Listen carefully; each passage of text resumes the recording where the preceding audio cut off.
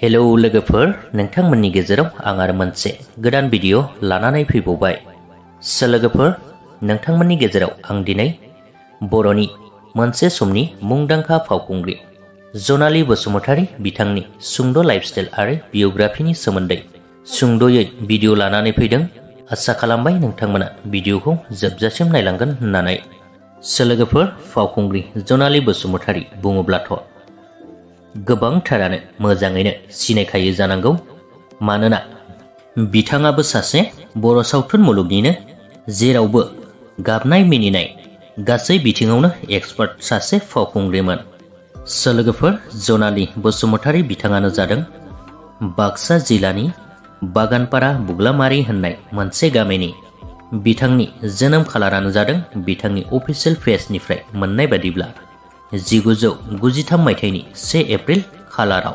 बिथां जनाली बसुमतारीया गोबावथार सम जाबायमोन सावथुन मुलुगनिफ्राय गोजानाव थाथ'नाया। मानोना बिथाङा गोबाव सम सिगांनो जुलि जाबायमोन आरो बिथाङा सासे 3 बोसोरनि फिसाज्लाबो दंसै। मोनथिनाय बादिब्ला दायो बिथाङा गावनि जोनोम न'आवनो थाफैनानै दङ होननानै मोनथिनो मोनदों।